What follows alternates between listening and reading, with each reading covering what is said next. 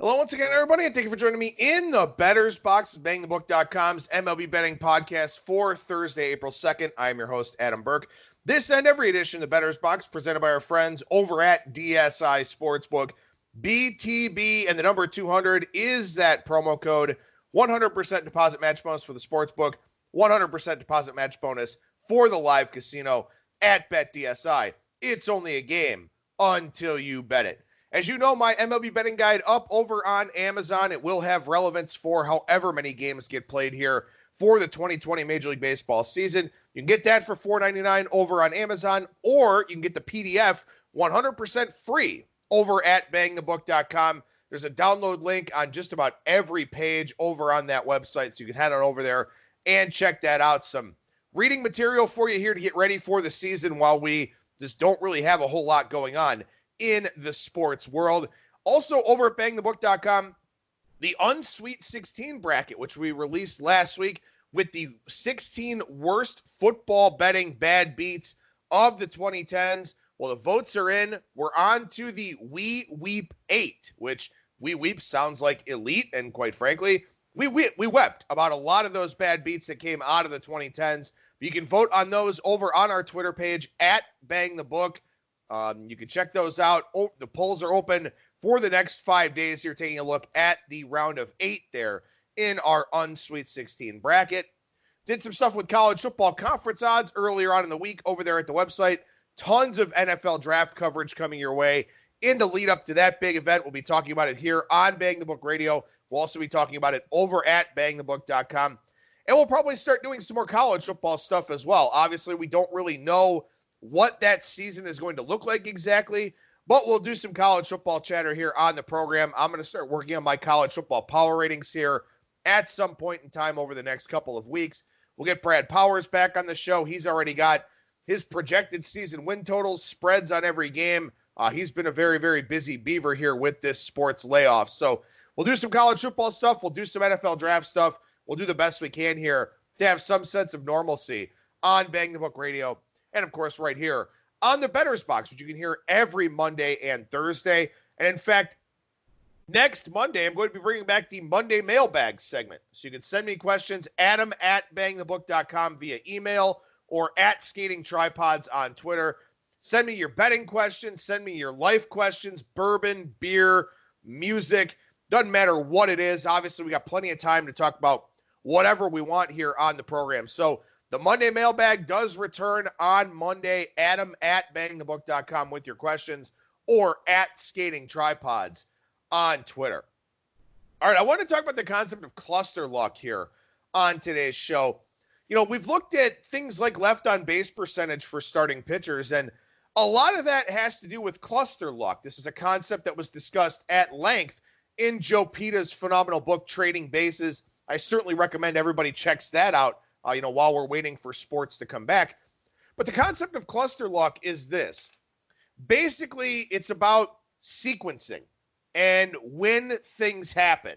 And realistically speaking, when you talk about Major League Baseball, when things happen plays a very, very big role. And I'll circle this back to the base run standings metric here later on in today's show. But when things happen really, really matters. And it matters on an outcome-based level with the individual hitter versus pitcher matchups, but it also matters within the context of a singular at-bat. And this is something that Trevor Bauer talked about, actually. If you head on over to Trevor Bauer's YouTube page, he's doing these videos called Breaking Points, which I watched yesterday, the first 2 episodes of that. He has a new installment here, installment number 3, but what he did was he took a look at a couple of spring training plate appearances. One with Matt Beatty, one where he actually tipped all of his pitches, basically in an effort to show, how a hitter is on a pitch when they know what's coming, sort of something to kind of reinforce what it means for the Astros, having that big advantage of knowing what pitches were coming.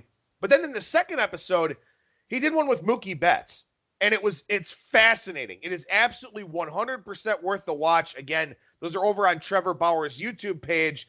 Those clips are called the Breaking Point segments.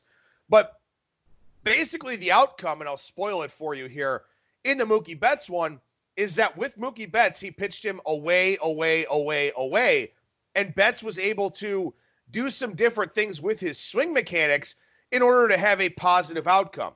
So sequencing matters, on an individual pitch level, and it matters, of course, in the context of if the bases are empty or if there are runners in scoring position. So last year in Major League Baseball, the league-wide slash line with the bases empty was a 245 average, a 312 on base percentage, and a 426 slugging percentage. That's a 738 OPS and a 314 WOBA. Again, WOBA, weighted on base average, where home runs and doubles count more than singles and walks, so on and so forth.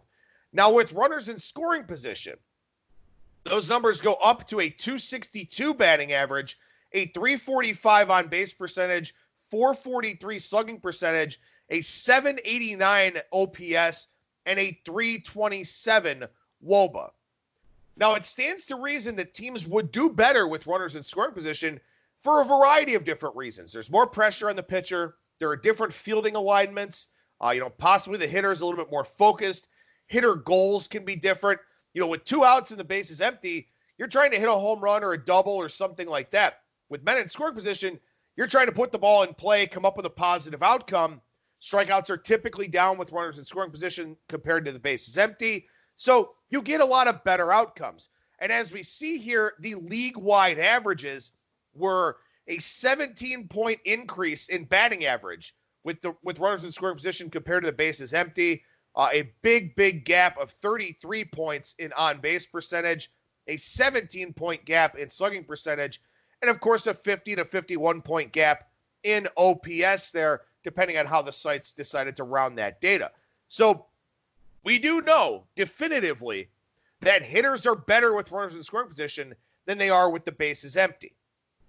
Now, if we look at some teams from last year, we look at the full team metrics here, interestingly enough, there were a couple of teams that had a higher weighted on base average with the bases empty than they had with runners in scoring position. Those two teams were the Brewers with a 322 with the bases empty and a 315 with runners in scoring position, and the Rays with a 320 with the bases empty and a 313 with runners in scoring position. We'll talk about the Rays again here in a couple of minutes, but this is the obvious exception. Now, what does that mean to us? Because the fact of the matter is, there is no year-to-year correlation with runners in scoring position. Generally speaking, the better hitters are going to be the better hitters no matter what. So teams like the Astros, the Yankees, the Dodgers, so on and so forth, they're going to be at the top of the league with the bases empty and with runners in scoring position. It's just the way that it's going to go.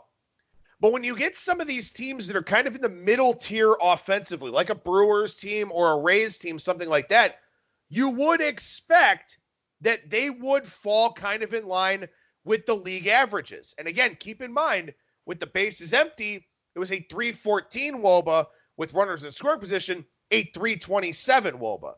So the Brewers at 315 last year and the Rays at 313, we would expect some positive regression from them. Again, no year-over-year correlation on a team level, but we would expect them to regress towards the mean. We would expect them to be better here for this upcoming season, assuming the personnel is the same or that they made some upgrades, something like that. And really for these two teams, the personnel is by and large the same. The Brewers have kind of swapped out some different guys.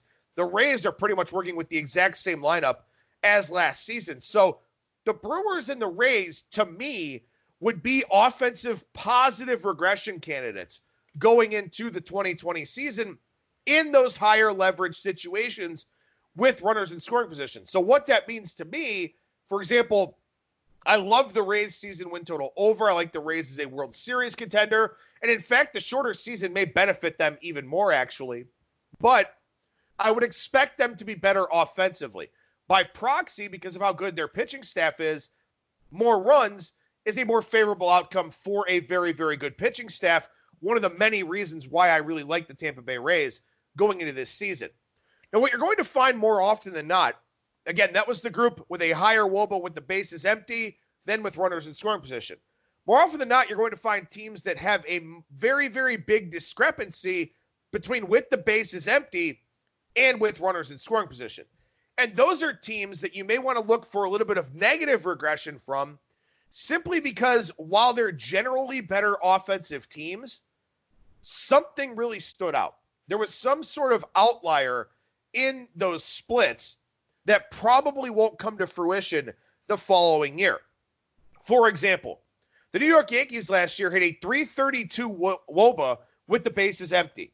Very, very good, up near the tops of the league. They had a .366 WOBA with runners in scoring position. Now, as I just talked about, the league-wide average gap was 13 points in WOBA, at .314 with the bases empty, a .327 with RISP. Here we talk about the Yankees, who are 34 points better with runners in scoring position than with the bases empty. So that's well over double what the gap was on an average basis league-wide. So the Yankees are a very good, very talented lineup. We would expect them to be in the above-average bucket, but maybe not to the degree that they were. So why were they so much better with runners in scoring position? Because they had a .286 batting average on balls in play with the bases empty and a .328 batting average on balls in play with runners in scoring position. So they got very fortunate with their outcomes with runners in scoring position in terms of balls in play.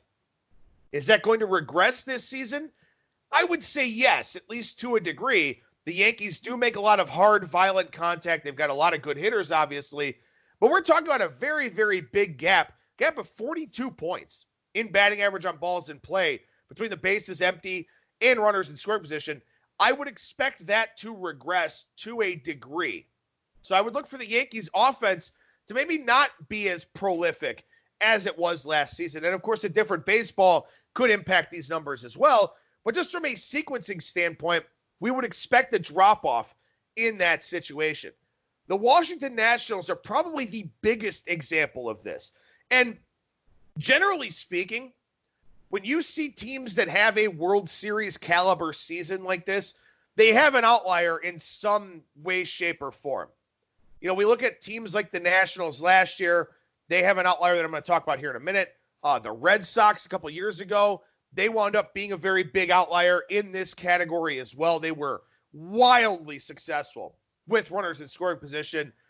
Sometimes you'll have a season where everybody just kind of has a career year all at once. And then that, projects a team to winning it all. So there are a variety of different reasons why this happens. But the Nationals last year had a .320 WOBA with the bases empty and a .364 WOBA with runners in scoring position. So that's a 44-point jump. The primary reason why is because they had a .508 slugging percentage with runners in scoring position compared to a .432 with the bases empty. And remember, WOBA weights, which is what the W is, weighted on base average, weights home runs and doubles differently than it does singles and walks. So because they were so much more prolific in the slugging percentage department with doubles, triples, and home runs, they wind up being a massive outlier here. Now, without Anthony Rendon, their offensive numbers were going to take a little bit of a tumble anyway. But what I would expect to see with the Nationals is something where their WOBA with the bases empty increases and their WOBA with runners in scoring position decreases. So whether or not that fully cancels out remains to be seen. But I do still think that there is some offensive regression coming for this team, both because of the loss of Rendon and then also because they were so good in the slugging percentage department with runners in scoring position relative to with the bases empty. A few other teams here to kind of keep an eye on. The Texas Rangers had a .312 WOBA with the bases empty and a .337 WOBA with runners in scoring position. Again, they were another batting average on balls in play outlier. They had a .297 BABIP with the bases empty, a .328 BABIP with runners in scoring position. So again, they got very fortunate with their balls in play. And of course, there's naturally going to be a difference between BABIP with the bases empty and with runners in scoring position because, as I mentioned, more pressure on the pitcher, different fielding alignments, hitter focus is different, hitter goals are different, stuff like that. But to see a difference of, 30 points like we see here with the Rangers, that's very, very high. To see a difference of 42 points with the Yankees, that's very, very high. Those are things that I would expect to regress to the mean the following season. And when we talk about regression to the mean, we talk about degrees of regression. For a team like the Rangers, not nearly as offensively gifted as the Yankees, I would expect their degree of regression to be higher than I would for the Yankees. If that makes sense to everybody out there, the Yankees have better players. So when you talk about staving off regression, the better you are or the better your players are as a team, the more likely you are to be an outlier. In the case of the Rangers, they're not as good as the Yankees offensively. In fact, they're not even close. They had the same BABIP with runners in scoring position that the Yankees did. I would not expect that to be the case here for the 2020 season. I would expect the Rangers to regress to a higher degree than the Yankees. So the Rangers are definitely a team I would look for some offensive regression from here going into this next season. Even though they get Joey Gallo back, I would still expect them to drop off in terms of their performance with runners in scoring position. The Cincinnati Reds, 302 WOBA with the bases empty, 332 WOBA with runners in scoring position. Another massive outlier in the BABIP department. 277 with the bases empty, which is very, very low. 316 with runners in scoring position, which is probably in the realm of average. It's a little bit above average, I would suggest, but it's not that out of whack. So the Reds actually are a team I would look for positive regression from with the bases empty. So what that would mean for them is more offensive chances in these higher percentage scoring situations with runners in scoring position. So, in fact, what their big gap actually tells us is that they were unfortunate with the bases empty. With runners in scoring position, they were probably in the realm of average. And as I talked about already, 327 was the league average, 332 WOBA for them. They were around average. So they're actually a positive regression candidate because they failed so badly with the bases empty. A 277 BABIP with the bases empty is very, very low. So the Reds are actually a positive regression offense for the upcoming season. The Pirates had a 297 WOBA with the bases empty, 332 with runners in scoring position. Now, they're just not that good of an offense. So I think their offensive numbers will drop off with runners in scoring position. They had a 391 slugging percentage with the bases empty, 460 with runners in scoring position. So to recap here, the Brewers and the Rays, two positive regression teams offensively because they struggled with runners in scoring position. The Reds, also a positive regression team because they didn't create enough high-scoring opportunities because they were so bad with the bases empty.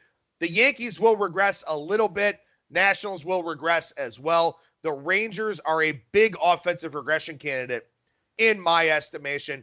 And again, for more on cluster luck, Joe Pita's book, very, very good, that book, Trading Bases. Now, if we look on the pitching side of things, looking for some cluster luck here. Higher WOBA with the bases empty versus with runners in scoring position. The Phillies at 331 with the bases empty, 314 with runners in scoring position. The Blue Jays 337 with the bases empty, 320 with runners in scoring position. The Rangers 342 with the bases empty, 328 with runners in scoring position. And then the Rockies, who are just an outlier in so many different ways, 348 with the bases empty, 341 with runners in scoring position. Now, I disliked the Phillies coming into the season. My favorite season win total was probably the Philadelphia Phillies under. One of the reasons why is because if you look at their alternate standings metrics, they were an outlier. They were lucky to be a 500 team at 81-81 last year. This is one of the reasons why. The 331 WOBA with the bases empty, the 314 with runners in scoring position. Remember, league average last year was a 314 WOBA with the bases empty, 327 with runners in scoring position. So on average, teams were 13 points better with runners in scoring position than they were with the bases empty. And here you talk about the Phillies and the Blue Jays, 17 points better on the pitching side with runners in scoring position. that is an outlier. That is something where I would look for negative regression in these higher leverage spots, higher leverage situations. One of many reasons why I was very low on the Phillies for this upcoming season. Now, if we look on the flip side here, a much higher WOBA with runners in WOBA against, I should say, with runners in scoring position versus the bases empty. I'll run through these in rapid fire fashion because there are a lot of them. The Reds, a 293 WOBA against with the bases empty, a 325 with runners in scoring position. Cardinals 303 empty, 326 with runners in scoring position. Padres 305 empty, 325 with RISP. Brewers 305 empty, 329 with RISP. The Giants 307 empty, 341 WOBA against with runners in scoring position. The Marlins 310 empty, 339 RISP. Red Sox 314 empty, 352 RISP. That's a big gap as well. Pirates 332 empty, 356 with RISP. So again, we're looking for regressions to the mean here. There is no year-to-year correlation on a team level, but we would expect teams to fall into various buckets. Teams that are good offensively will be good offensively with the bases empty and with runners in scoring position. Teams that are bad offensively will be bad in both categories. What I like to look for are teams in the middle of offensive prowess, like the Reds, like the Brewers, like the Rays, where we see that all three of them have some positive regression components to their offenses. That's a buy sign for me. And I know I talked about maybe liking the Brewers under a little bit going into the season. I love the Reds over, love the Rays over. Maybe I was a little bit premature on the Brewers as we look at, some of their sequencing, some of their cluster statistics. Maybe they could have offset some of my concerns a little bit just by having some positive regression. But again, this is something you can look at as the season goes along as well. And in fact, what I'll do on Monday is I'll look at this on an individual pitcher level, because this is something that has a significant impact on a pitcher from an ERA standpoint, from a left on base standpoint. These gaps, these variations in cluster luck can really define a season on a team level and on an individual level as well. So that's why I go through this stuff. Again, you can get these notes, Adam@BangTheBook.com, to sign up for the Bettor's Box notes, and I will send those out from Monday's show here today as well. But this is what we're looking for. We're looking for buy signs. We're looking for sell signs. We're looking for reasons to play on or against teams. And you want to take the previous year's data, factor in the additions and subtractions for the current season, and you start to formulate your opinions about these teams. We've been formulating a lot of opinions about individuals. Now we're trying to formulate some opinions on some teams here. So let's tie this all together, because I talk about base runs. And base runs, as I mentioned before, is a context-neutral standings metric over at Fangraphs. And what it does is it takes all of the individual outcomes on the offensive side and on the pitching side, throws them all together, and comes up with a runs scored per game, a runs allowed per game, and a run differential for the season based on those individual outcomes with no context applied. So it doesn't say if there's a runner on first and nobody out. It doesn't say if their bases loaded and 2 outs. It doesn't say if the bases are empty. All it does is looks at those individual outcomes. And the purpose of this is to take cluster luck out of the equation. Because, again, things will happen, and the order in which they happen can define a season, can define an inning. Like the example I've used before, strikeout, strikeout, single, single, home run, strikeout is 3 runs. Home run, single, single, strikeout, strikeout, strikeout is 1 run. Same 6 outcomes in a different order, very, very different, win percentage added, very, very different outcome to score 3 runs as opposed to 1 run. It's very, very different. So base runs takes that context out of the equation. So we look at the Cincinnati Reds here. They were -9 in base runs. Their projected base runs record, based on this context neutral environment, was 84-78. Their actual record was 75-87. Now, again, we talked about the Reds quite a bit already in that this is a team that got very unlucky with the bases empty. They were a slightly above average offense with runners in scoring position, but they didn't get enough of those chances because for whatever reason with the bases empty, they didn't get base runners. So this is one of those teams that we kind of look at and say, okay, they should improve offensively. And base runs agrees. So that's why we look at the Reds as a positive regression candidate here, because we know the pitching staff is already very good and the offense should be better with better outcomes with the bases empty. It's a lot easier to see this on the flip side here, and that's what I'll do to finish up this edition of the Bettor's Box. The New York Yankees last year, they won 103 games. They were 103-59. But if we look at base runs here for them, they project out to be more of a 94-68 team. That's a 9-game difference. Why is that the case? Well, as we talked about already, look at their difference with the bases empty and with runners in scoring position. They were 34 points better in WOBA with runners in scoring position, largely because of that high BABIP. So that gave them a very, very high margin for error in terms of winning games because they cashed in such a high rate of their runners in scoring position situations. So base runs takes all the individual outcomes into account and says, this team probably got lucky in those high leverage situations, spits out a run differential, and we see a 9-game difference in that department.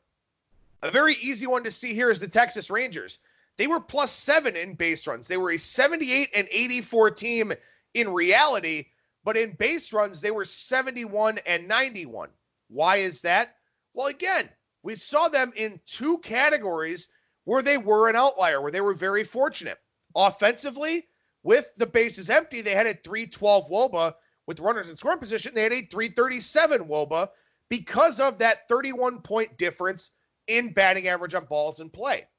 On the pitching side, they had a 342 WOBA against with the bases empty and a 328 with runners in scoring position.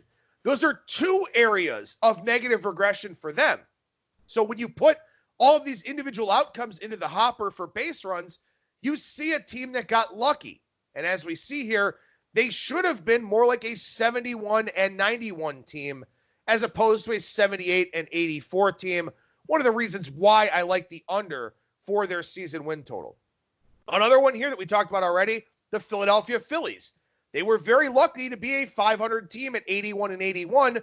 According to base runs, they should have been a 75-87 team. And like I mentioned, 331 WOBA against with the bases empty, 314 WOBA against with runners in scoring position. They got very fortunate in those high leverage situations when they were playing defense. So the Phillies were a regression candidate coming into the season as well.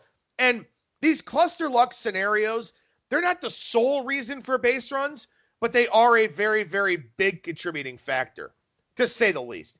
So once again, on Monday's edition of the Bettor's Box, we'll do the Monday mailbag, Adam at BangTheBook.com or at Skating Tripods on Twitter. Send me betting questions, send me sabermetrics questions, send me bourbon, beer, music, movies, TV questions. Doesn't matter to me at all. Just happy to get some feedback from the listeners and talk about whatever y'all want to talk about on the show here for Monday. So we'll do the Monday mailbag. Then I'll also look at individual pitchers that have these cluster luck signs and why some of these guys will be buy candidates and some of them will be sell candidates. I'll do it for me. Thank you so much for listening, everybody. And remember that you will never strike out when you're in the Bettor's Box.